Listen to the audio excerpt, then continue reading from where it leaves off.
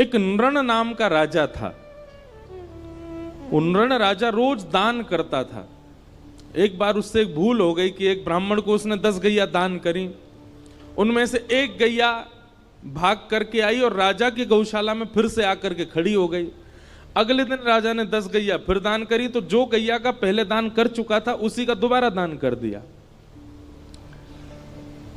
दूसरा ब्राह्मण 10 गैया लेके जा रहा था, पहला ब्राह्मण 9 में से एक गैया को ढूंढ रहा था और ढूंढता ढूंढता उसने दूसरे ब्राह्मण के यहां गैया को देखा। दोनों ब्राह्मणों में विवाद हो गया। राजा निष्कर्ष नहीं निकाल पाया, इसलिए ब्राह्मणों के कोप से राजा को गिरगिट बनना पड़ा, कृकलाश्य। भगवान ने कृपा करके उसको फिर मुक्त किया। दान बहुत सोच समझ के होना चाहिए बंधु। हमारे शास्त्रों में कहा जाता है, कुपात्र दानाच भवे दरिद्रम, दरिद्र भावेन करोति पापम, पाप प्रभावा नरकम प्रयाते, पुनर्दरिद्री पुनरेव पापी। दान बहुत सोच समझ के किया कीजिए।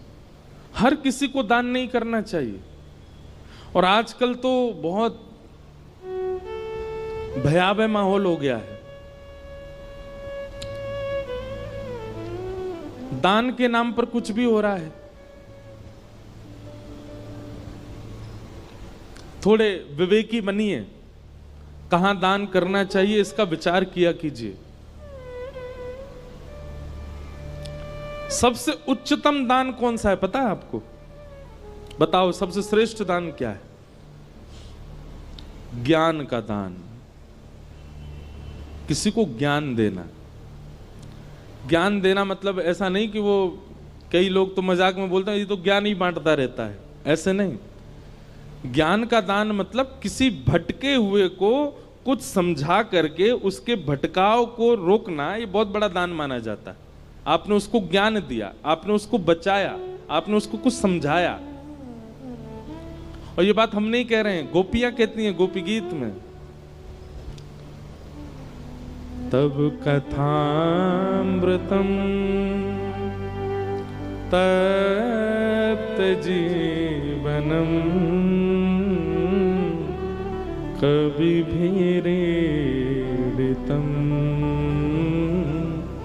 कल्मषापहम्, श्रवणमंगलम्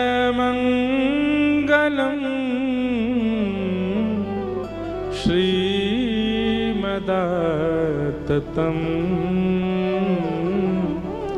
भुवि गृह्णन्ति ते भूरिदा जनाः।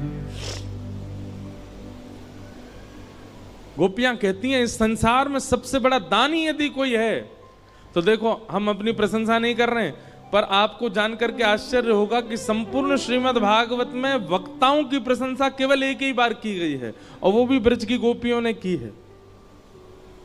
वक्ताओं की प्रशंसा नहीं है। सब जगह श्रोताओं की महिमा, श्रोताओं की प्रशंसा, श्रोताओं का यश। वक्ताओं की केवल एक जगह प्रशंसा है, और वो है गोपी गीत में। और इतना ही नहीं, गोपी गीत में गोपियां प्रशंसा करती हैं और फिर अगला गीत गाया भ्रमर गीत, उसमें फिर गालियां भी देती हैं वक्ताओं को। गोपियां कहती हैं त्रिलोकीनाथ को शब्द की पुड़िया में बांध करके सबको दान कर देते हैं ये वक्ता, सबसे बड़े दानी हैं। ब्रह्मांड नायक को शब्दों में बांध करके सबको दे देते हैं। बिना वैकुंठ के, बिना वृंदावन के, बिना अयोध्या के, बिना सरयू तट के, बिना यमुना तट के श्री कृष्ण का साक्षात्कार करा देते हैं वक्ता, सबसे बड़े दानी। गोपियां कहती सबसे बड़ा दान क्या है? आप कथा सुनते हैं, कथा सुनने के बाद जब जाएं तो जो कथा में नहीं आए उनको जाकर के सुना दो कि आज हम क्या सुन के आए या हमने क्या प्राप्त किया। लेकिन एक बात याद रखिएगा,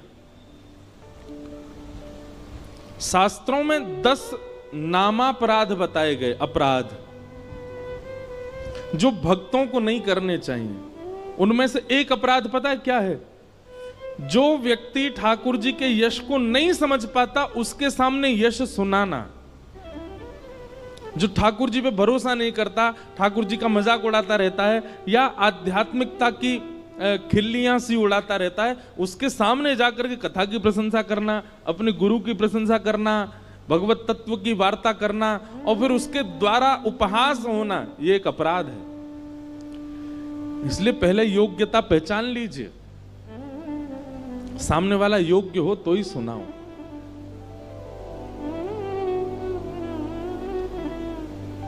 वक्ताओं को बहुत अपराध लगे हुए होते हैं, क्योंकि इतने श्रोता आते हैं कथा में।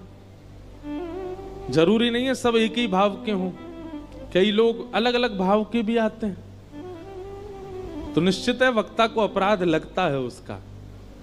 इसीलिए कई बातें मंच से नहीं कही जाती, स्थान देख करके, श्रोता देख करके, समय देख करके फिर सुनाया जाता है।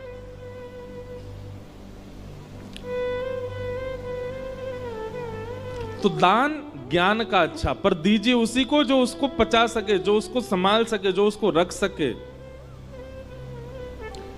बीज को कहीं भी नहीं बोया जाता, सत्पात्र में ही बोया जाता है। जहां बीज अंकुरित हो सके वहीं डालते हैं हम। हर बीज का एक नियम होता है ना। अब मुझे तो इतनी नहीं आती प्लांटिंग करना, फार्मिंग करना, पर आप सब में से कोई जानकार हो, हर बीज का एक स्वरूप होता है कि वो इतनी मिट्टी में ही जाएगा तो फलेगा, इतनी धूप ही आनी चाहिए, इतना जल पड़ना चाहिए। तो ऐसे ही पात्र देख करके बताना चाहिए भगवत भावों को। ये बात आपके लिए, हमारे लिए नहीं। हम तो खुले मंच से कुछ भी कहें, ये तो कथा पंडाल है, अपराध तो लगता है, लेकिन फिर भी यह नियम है कि यहां तो सब सुनाना ही है। पर आप लोग जब एकांतिक किसी से मिलते हैं या अपने परिवार के लोगों के बीच में बैठते हैं, जो व्यक्ति ऐसा दिखता हो कि ये इस भाव को अच्छी तरह स्वीकार नहीं करेगा, मत सुनाइए, नहीं तो अपराध लगेगा। और जहां लगता है कि नहीं ये अधिकारी है इस भाव का, उसको तुरंत बताइए। सबसे बड़ा दान है।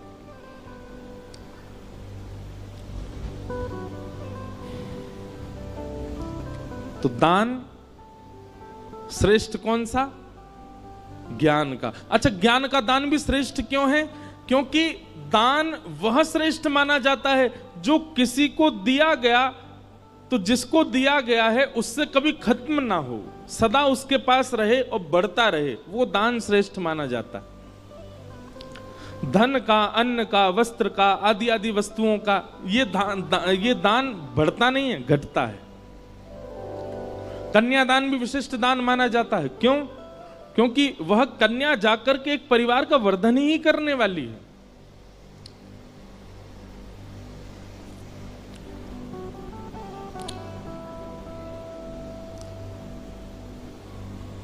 तो इस प्रकार राजा नृण की कथा बताई गई। फिर आगे प्रसंग आता है कि श्री नारद जी महाराज भगवान की गृहचर्या देखने गए कि भगवान अपने गृहस्थाश्रम में कैसे रहते हैं। तभी नारद जी ने जाकर के क्या देखा कि ठाकुर जी 16,100 राजकुमारियों के साथ एक ही समय पर अलग अलग रूप में, अलग अलग भवनों में विलास कर रहे हैं, एक ही साथ। यह दर्शन करके नारद जी महाराज अत्यंत प्रसन्न हुए। तत्पश्चात भगवान की नित्यचर्या बताई गई। ठाकुर जी की दिनचर्या कैसी है? सुबह भगवान ब्रह्म मुहूर्त में उठ जाते हैं। अच्छा, एक बात सुनो, हमारा तो सिस्टम डामाडोल हो चुका है। अब कथाएं करते करते और भाग दौड़ में हमारा कोई नियम नहीं रह गया। अब सब उल्टे सीधे हो गए हैं। पर आप लोग संभालो। जिस व्यक्ति को, लिख लीजिएगा इस बात को, ठाकुर जी का जीवन में कभी साक्षात्कार करना हो, वो ब्रह्म मुहूर्त में उठना प्रारंभ कर दे। सूर्य उदय से पहले रात्रि जा रही है, उस काल में उठ करके और अपना प्राणायाम आदि, स्नान आदि करके और ध्यान निश्चित करे भगवान का। और यदि वो धाम निवासी है, लाइव में भी जो वृंदावन के लोग सुन रहे हैं कथा, प्रातःकाल ब्रह्म मुहूर्त में उठ करके स्नान करके चले जाओ, यमुना जी के तट पर जाकर के परिक्रमा करो। हमको बिहारी जी के गोस्वामी जी एक हैं हमारे बड़े, ठाकुर जी की खूब सेवा करते हैं, उन्होंने मुझको बताया, वो लाला तो एक सूत्र बता के जा रहा हूं। मैंने कि बताओ महाराज जी।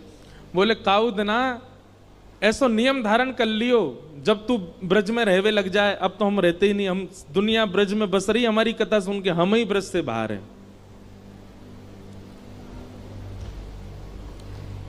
अब तो ये हालत हो गई है कि ब्रज जाने के लिए हमको ब्रज में कथा करनी पड़ती है तो हम ब्रज जा पाते, नहीं तो ब्रज से बाहर ही रहना पड़ता है।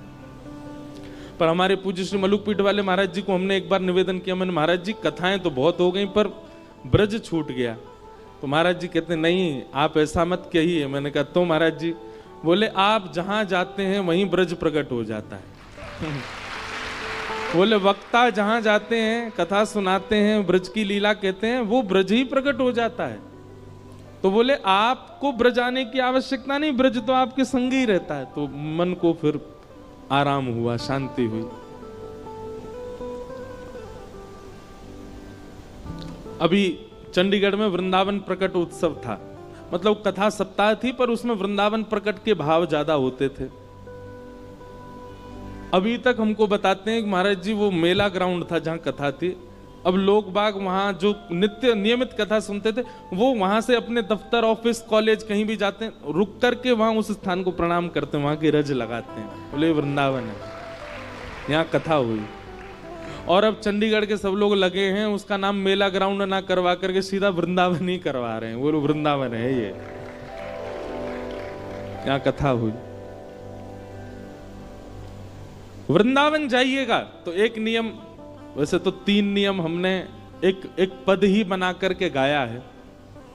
राधिका रानी जी, वृषभानु दुलारी जी, राधिका रानी जी, वृषभानु, राधिका रानी जी, वृषभानु दुलारी जी, राधिका।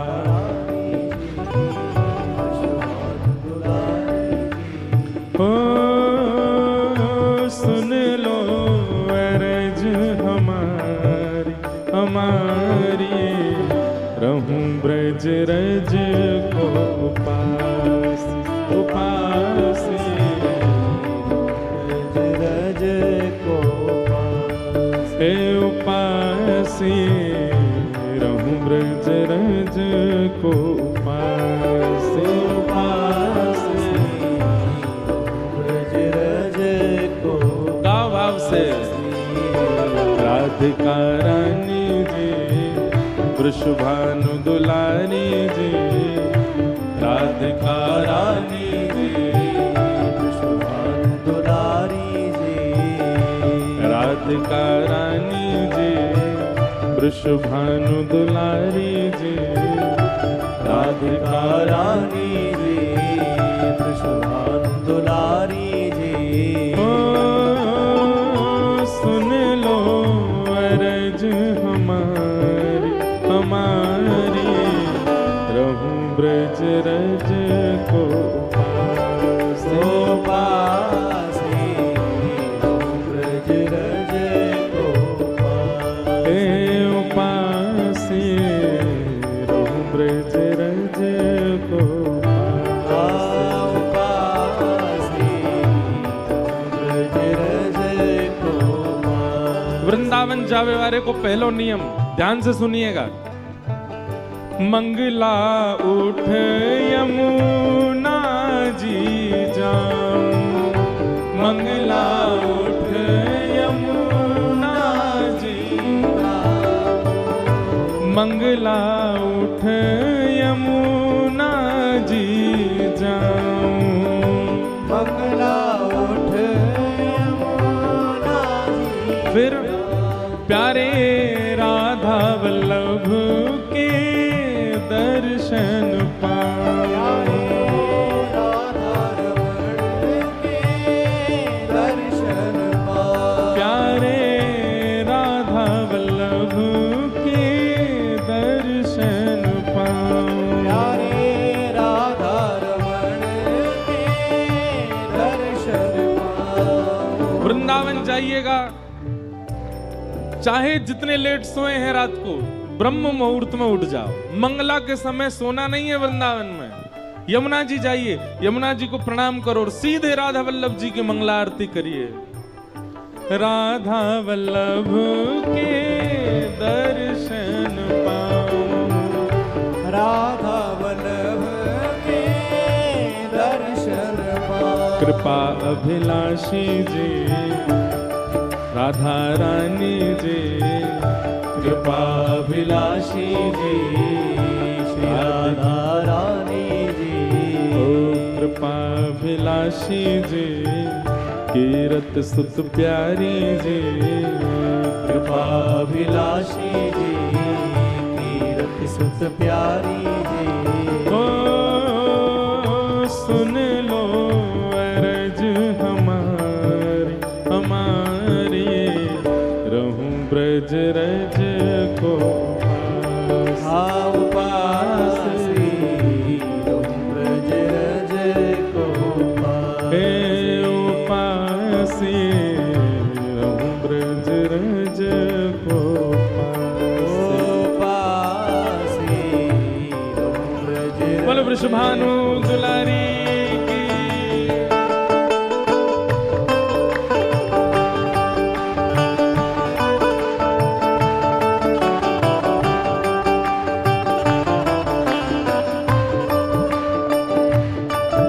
वृंदावन धाम की, राधा रमण लाल की।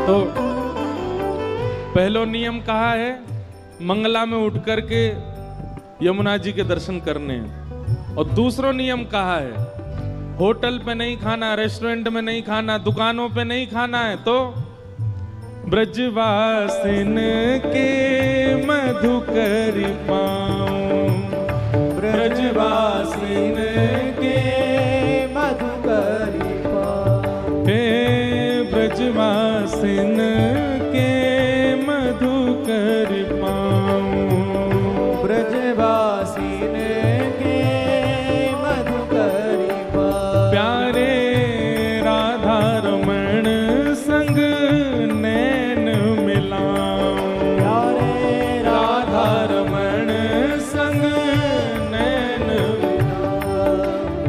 ये उपाय कृपा करके एक बार करिएगा। बहुत बालक करते हैं, हम हर कथा में कहते हैं, सब जाके वृंदावन में ये करते हैं, पर एक भूल करते हैं। क्या? हमारे घर से ही मधुकरी मांगते हैं। हमारी मैया बड़ी परेशान, रोज के 200-300 बालक आते हैं, बोलो मधुकरी दो।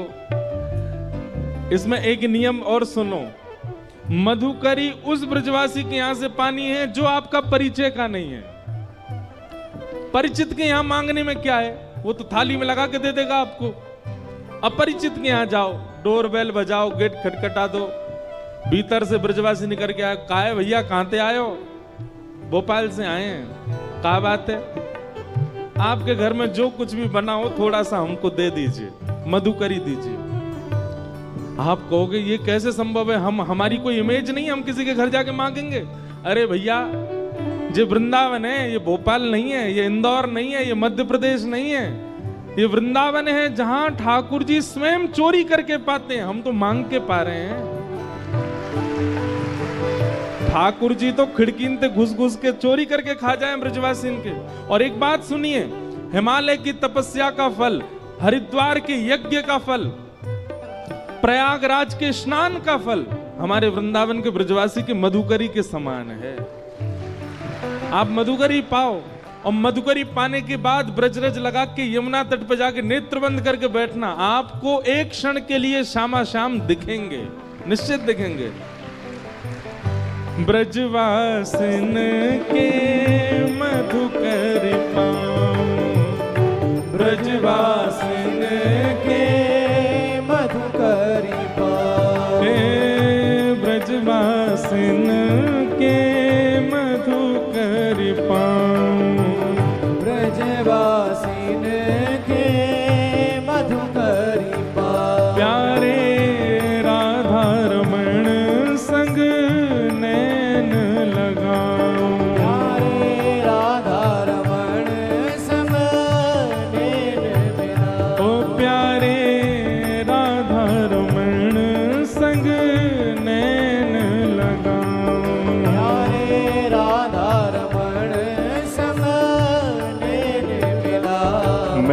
महलनवारी जी, वृषभानु दुलारी जी, महलनवारी जी, वृषभानु दुलारी जी, ऊंचे महलनवारी जी, बरसाने वारी जी, ऊंचे महलनवारी जी, बरसाने वारी। हे श्यामाजू, ओ सुन लो अरज हमारी हमारी, रहूं ब्रज रज को उपास। ओ पासी रहूं ब्रज रज को पास। हे उपास रहूं ब्रज रज को उपास। हे उपास करताल बजा के गाओ, जय हो।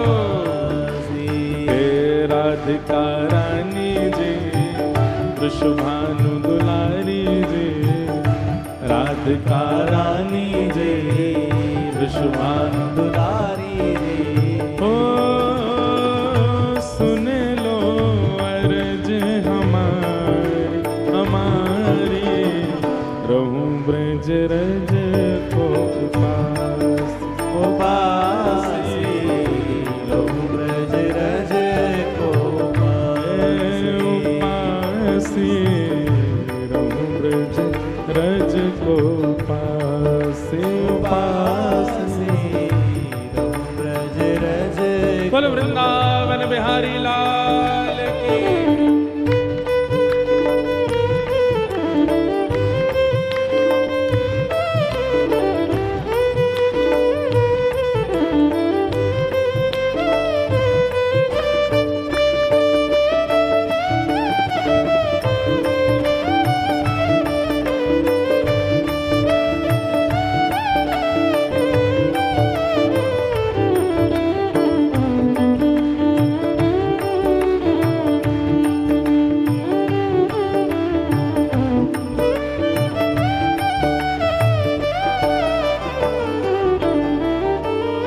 पहलो नियम मंगला में उठवे को, दूसरो नियम ब्रजवासीन के घर की मधुकरी पावे को, और तीसरो नियम रसिक जनन की सेवा पाऊं।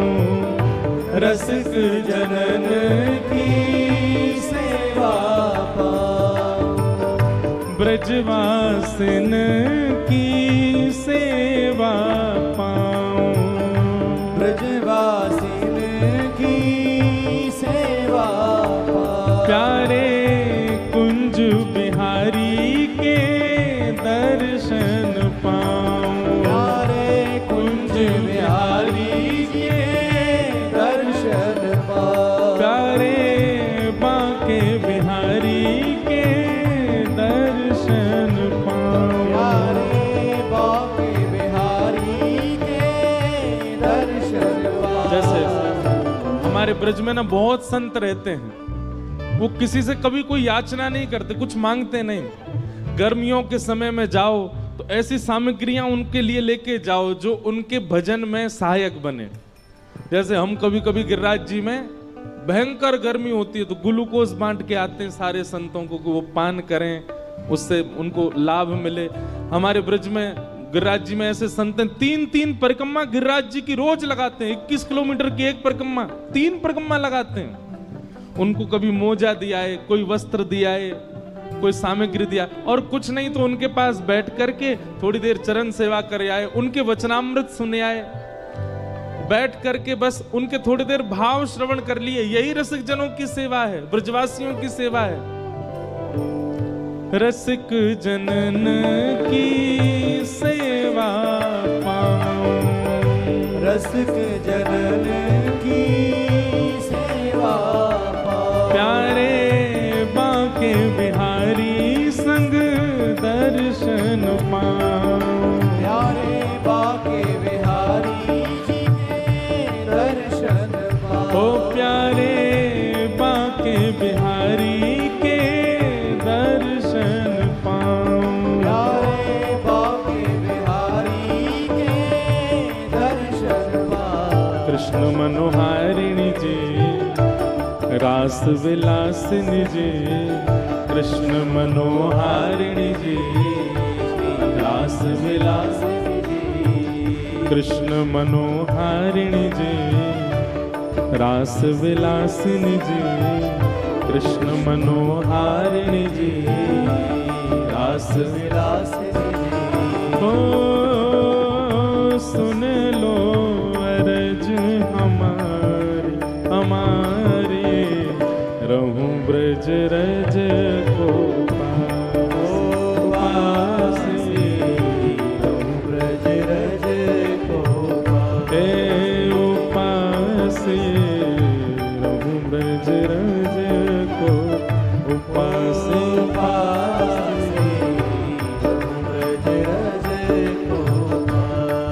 और अंतिम भाव में जो भी भाव लिख पाते हैं ना, तो भाव ऐसा आता है, हमारे गिरधर लाल जी लिखवा रहे हैं। तो अंतिम भाव में श्री गिरधर लाल जी की एक भावना का दर्शन है। गोवर्धन पर्वत पे राजो, गोवर्धन पर्वत पर। हे श्यामा जी, आप या ब्रज की सेवा से हमको और कुछ मत दीजिए, क्या दीजिए, ये अंतिम भाव जो है ये प्रदान कर दीजिए बस। गोवर्धन पर्वत पे राजो, गोवर्धन पर्वत पर प्यारे गिरधर लाल संग दर्श करा दो। प्यारे गिरधर लाल संग दर्श करा दो। ओ प्यारे गिरधर लाल संग दर्श करा दो। प्यारे गिरधर लाल संग दर्श करा दो। बरसाने वाली जी, कृष्ण मनोहारिणी जी। बरसाने वाली जी, कृष्ण मनोहारिणी जी। ओ सुन लो अरज हमारी हमारी, रहूं ब्रज रज को पास। ओ पास, ब्रज रज को हे उपास, रहूं ब्रज रज को पास।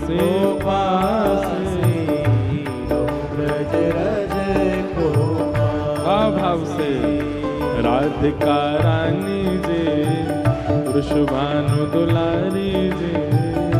राधिका रानी जी, वृषभानु दुलारी जी। हो सुन लो अरज हमारी हमारी, रहूं ब्रज रज को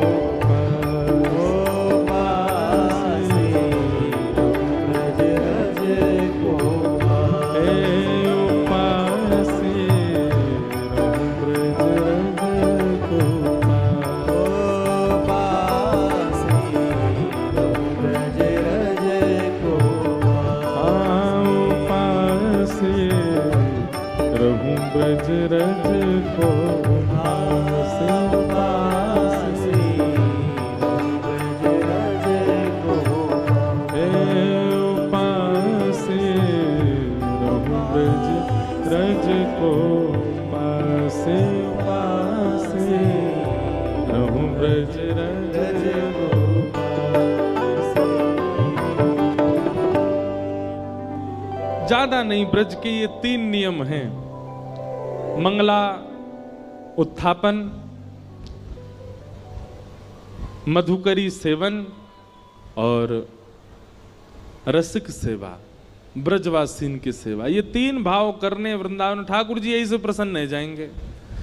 पर वृंदावन जाके व्यक्ति सब करता है, ये तीनों ही नहीं करता। ना तो मंगला उठते हैं, ना मधुकरी मांगते हैं, ना रसिकों की सेवा करते हैं। तो 3 काम कीजिए। ठाकुर जी की दिनचर्या बताई गई। भगवान सुबह सुबह उठ जाते हैं मंगला में, और भगवान उठ करके फिर अपने भक्तों का स्मरण करते हैं। थोड़ी देर ध्यान लगा करके समस्त ब्रह्मांड में जितने भक्त ठाकुर जी का स्मरण करते हैं, सबका स्मरण ठाकुर जी उस समय करते हैं। तत्पश्चात भगवान स्नान आदि करके शंखनाद करते हैं, और शंखनाद होते ही पूरी द्वारिका उठ जाती है। भगवान के पांचजन्य शंख की ध्वनि से द्वारिका उठती है। तत्पश्चात भगवान गौशाला जाते हैं, गौ सेवा प्रारंभ की स्वयं करते हैं श्री ठाकुर जी। गैयाओं के बीच रहते हैं, गैयाओं से स्नेह करते हैं, सब गैयाओं को स्वयं जाकर के देखते हैं। नगर भ्रमण करते हुए ठाकुर जी फिर अपनी स्वधर्मा सभा में आते हैं। सभा में आकर के मंत्री, महामंत्री, सेनापतियों की वार्ता सुनते हैं। जहां जाना, जो करना, वो सब क्रियाएं करते हैं। रात्रि में ठाकुर जी परिवार को समय देते हैं, सबके साथ बैठ करके प्रसाद पाते हैं और फिर विश्राम करते हैं। इस प्रकार ठाकुर जी के सारे नियम बताए गए।